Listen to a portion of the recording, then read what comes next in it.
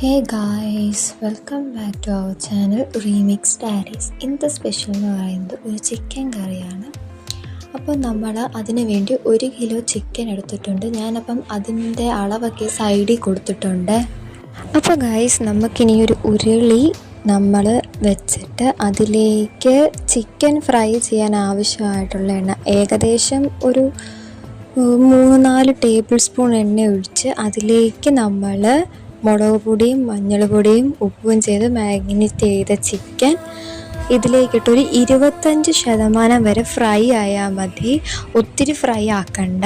എന്നിട്ട് നമ്മൾ ആ എണ്ണയിൽ ഒന്ന് നല്ല രീതിയിൽ ഇളക്കി ഈ ചിക്കൻ കോരിയിടണം. അതേപോലെ ഈ ചിക്കൻ മാഗ്നേറ്റ് ചെയ്യുമ്പം ഏകദേശം 1 അല്ലെങ്കിൽ 30 മിനിറ്റെങ്കിലും മാക്സിമം നമ്മൾ ഇതൊന്ന് റെസ്റ്റ് ചെയ്യാൻ വെക്കണേ. എന്നാലുള്ള ചിക്കനിലേക്ക് ആ മസാലയൊക്കെ ഒന്ന് പിടിക്കത്തുള്ളൂ. ഇത് നല്ല രീതിയിൽ ഒരു 2 മിനിറ്റ് ശേഷം ഈ എണ്ണയിൽ നമ്മൾ ഒന്ന് ഇത് മിക്സ് ചെയ്ത് കൊടുക്കാം.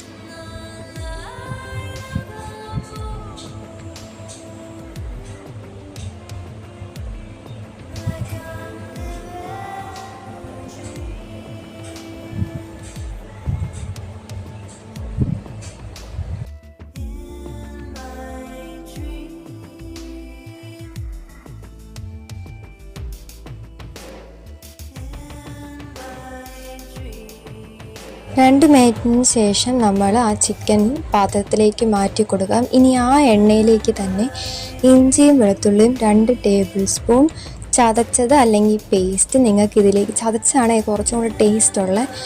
അപ്പം ആ ഇഞ്ചിയും വെളുത്തുള്ളിയും നമ്മൾ ഇതിലേക്ക് ഇട്ടിട്ട് നല്ല രീതിയിൽ ഒന്ന് മിക്സ് ചെയ്ത് കൊടുക്കാം. ആ ഒരു മണമൊക്കെ ഉണ്ടല്ലോ, ആ ഒരു മണം ഇതുവരെ ആവുന്നിടം വരെ അപ്പം നല്ല രീതിയിൽ മിക്സ് ചെയ്ത് കൊടുക്കാം.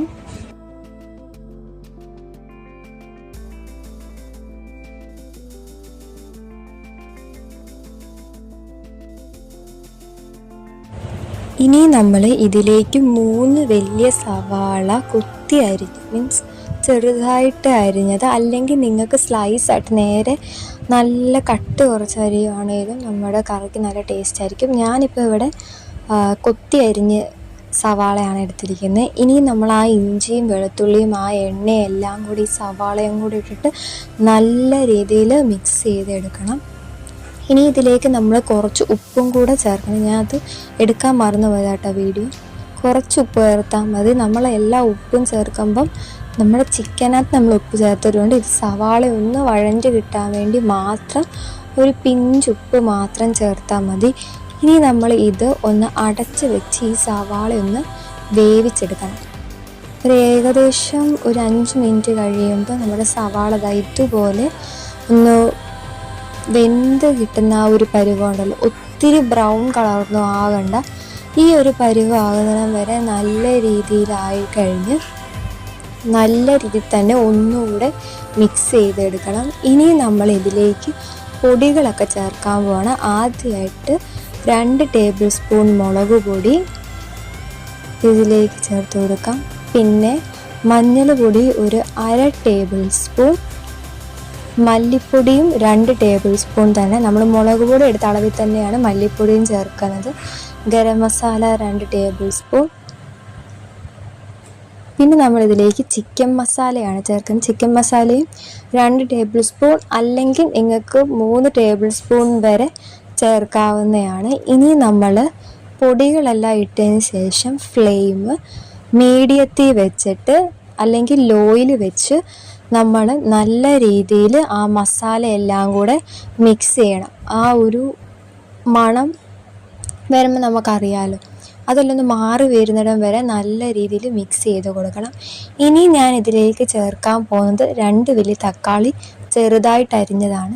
ഇതും കൂടെ ചേർത്ത് നമ്മുടെ ആ മസാല, ആ പൊടികളെല്ലാം ചേർത്ത മസാലയും തക്കാളിക്കയും കൂടെ നല്ല രീതിയിൽ മിക്സ് ചെയ്ത് കൊടുക്കണം. ഇനി നമ്മളിത് ഒരു 2-3 മിനിറ്റ് അടച്ച് വെച്ച് വേവിക്കണം. അപ്പോൾ ആ തക്കാളിക്ക് ഒന്ന് ഉടഞ്ഞു കിട്ടും. ഇനി നമ്മൾ തുറന്നതിന് ശേഷം ആ തക്കാളിക്കെല്ലാം നമ്മൾ ഇളക്കുന്ന സ്പൂണുണ്ടല്ലോ, ഇത് വെച്ചൊന്ന് ഇങ്ങനെ ചെയ്ത് കൊടുക്കുമ്പം തക്കാളിയെല്ലാം ഉടഞ്ഞ് ആ മസാലയായിട്ട് നല്ലൊരു പേസ്റ്റ് പോലെ ആ ഒരു ഇതിൽ നമുക്ക് കിട്ടും. ഇനി നമ്മളിതിലേക്ക് ഫ്രൈ ചെയ്ത് വെച്ച ചിക്കനാണ് ആഡ് ചെയ്യുന്നത്. ഈ ചിക്കനും കൂടെ ആഡ് ചെയ്ത് നമ്മൾ നല്ല രീതിയിൽ ആ മസാലയായിട്ട് മിക്സ് ചെയ്ത് എടുക്കണം.